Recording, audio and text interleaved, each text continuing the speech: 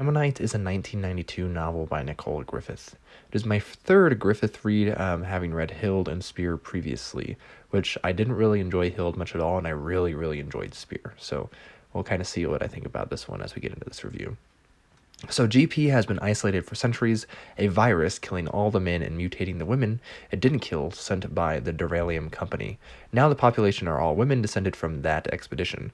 Marge Tyshan is an anthropologist sent to GP, or Jeep as it's said, by the Settlement and Education Councils, a government agency. She's largely there as an anthropologist to study the natives and their culture, but also to see if a vaccine can be made for Jeep, as she knows there's pretty much no chance of her coming back and reintegrating into society because of this virus, but the isolated 1 million people are too tempting to pass up for her, interested mind, pretty much, or academic mind.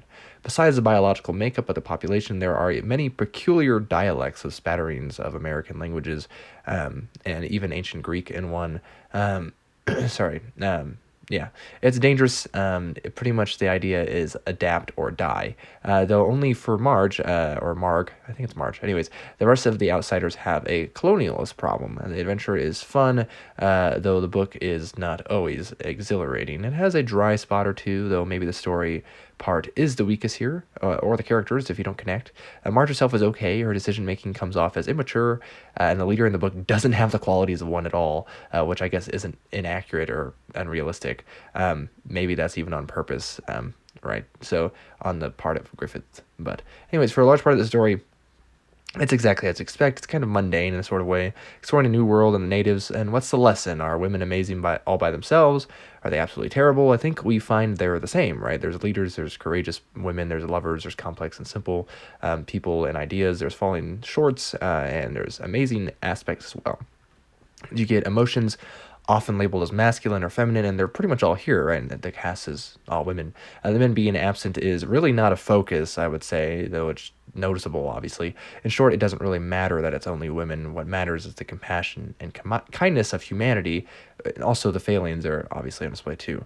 And you find this is a kind of a postmodernist work that, kind of bother to find an answer, or kind of seeks to find at least something that brings comfort where religion has seemingly failed for some. I'm not going to argue that it fails for everyone, but I'm glad some proposition to the terror that is human existence has been put forth in this book, and I think it's a decent one. So anyways, I also appreciate how it's not some Amazonian, idea of women, or, the New Age pastoral idea of matriarchy even.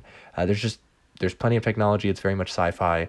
There's obviously lesbian relationships, which I feel like is unsurprising. They're just kind of there, right? And people love each other.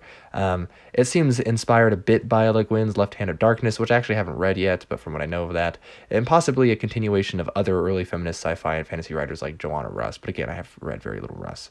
And the whole message does seem pretty obvious, but I presume it's not to some, but I also assume that those people aren't going to read this. So it's not a bad message still. I'm just not sure. It maybe is a little preaching to the choir, but anyways, maybe I'm not the right audience as well, because again, I wasn't super entertained. I do enjoy the ideas of it though. A tale of change, a tale of mankind, anyways, and all the good and bad of that, just with women only and with an okay story to deliver it. And I somehow got through this without mentioning the enchanted in body control for these surviving women, which is kind of magical, but explains the bearing children with only one sex present. It's a very interesting stuff when you get to this science of it, kind of, and how these women survive with just women. So anyways, Lean from Liam's Lyceum. I'll catch you next time.